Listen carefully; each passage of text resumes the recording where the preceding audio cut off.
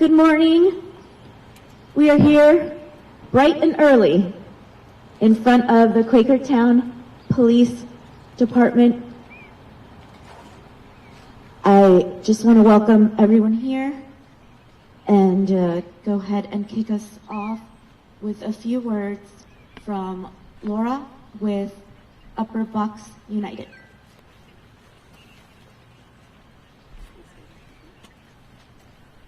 I forgot to introduce myself, I'm sorry. My name is Heidi Rue. I am a Bucks County resident, a mother. I'm an immigrant.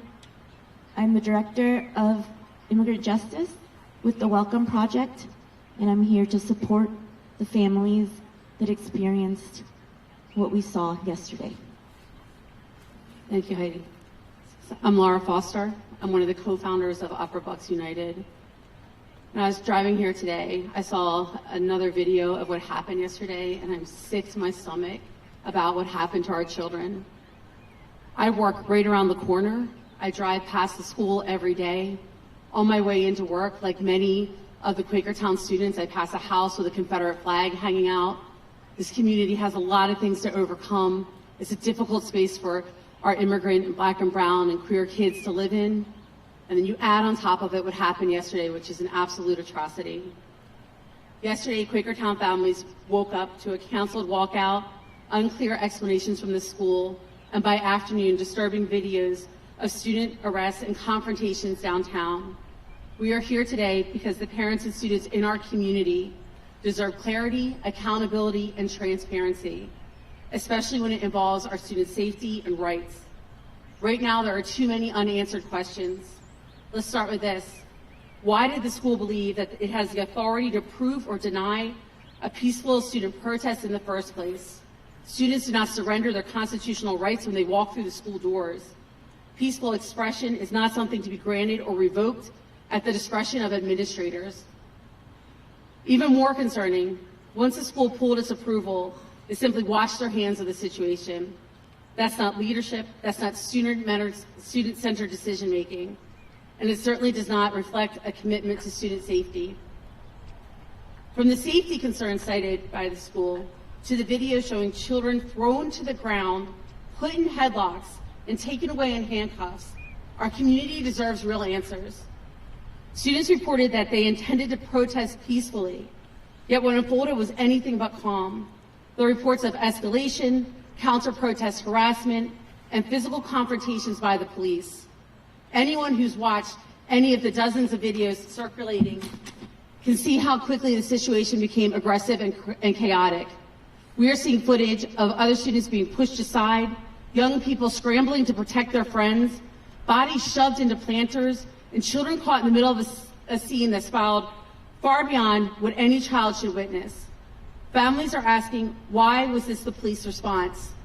It has been reported to us that the adult seen holding a student in a chokehold was our chief of police. Parents are asking plainly, was this him? Why was he not in proper uniform? And why was that level of force used on a student? We also have serious questions about de-escalation. Why was the first instinct to come barreling in instead of slowing down the situation and protecting our children? Because not that many years ago, police in this very community served as protectors during a similar student walkout. We know peaceful protest is possible here. We see it all the time.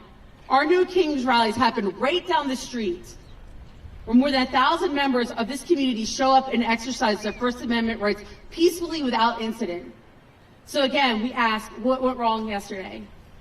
After all of this, Quakertown High School's response is to have police presence in the school on Monday. In a letter to parents, Superintendent Dr. Hoffman gives praise to the police, thanking them for coming to, quote, our aid. Parents want to know, to whose aid did they come? Does Dr. Hoffman feel safe while her students are being thrown to the ground? Because students left their school to protest does not make them a problem for the school to wash their hands of, save for scolding them. They are still your students, they are still our children, they are still our nieces and nephews. Where is the message of concern for our own students? Where is the acknowledgement that young people in this community experience something deeply disturbing? Where's the call for crisis counselors instead of police on Monday? Why aren't agencies like Penn Foundation and St. Luke's being called in to provide support? Moments like this require care, communication, and leadership that puts students first. Transparency is not optional here. It is essential to maintaining public trust and protecting our young people in our care. Being a student does not take away your right to speak. Upper Bucks United is here for the families. We are here for the students. We're here to make sure what happened yesterday is fully examined, not minimized, not ignored, and not repeated. Our community is watching. Our families are paying attention. And our students deserve nothing less than safety, dignity, and full protection of their rights. Thank you.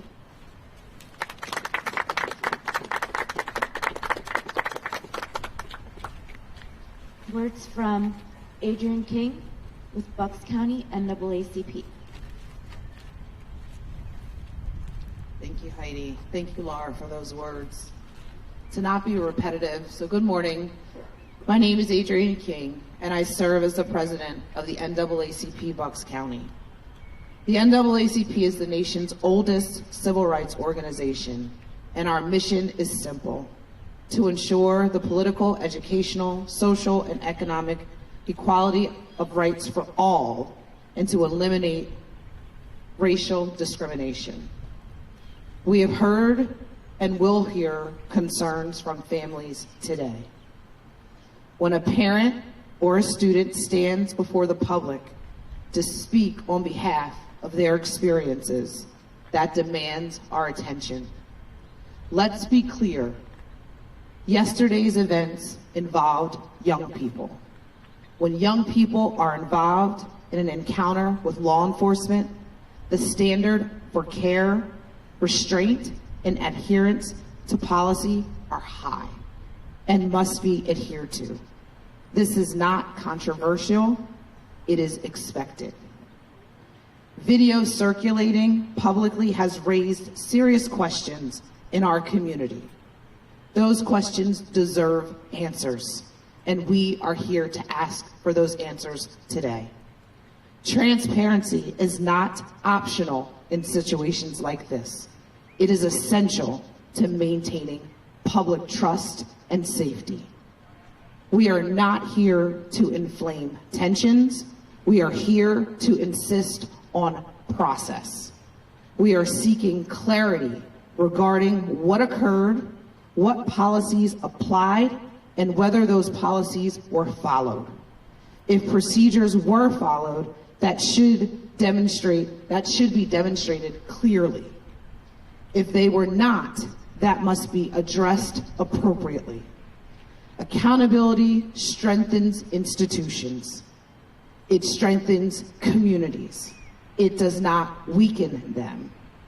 We will not rush to judgment, but we will insist on transparency, accountability, and the protection of our youth. Thank you.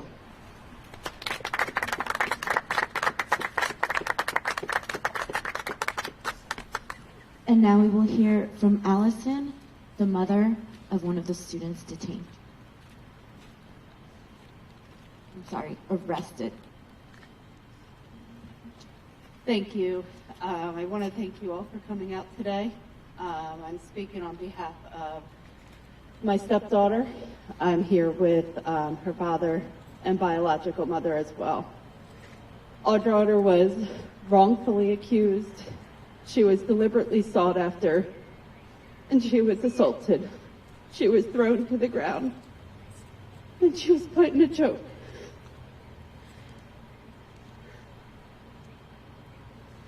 We just want her home safe. We want respect for our daughter and for the other students alike who were there.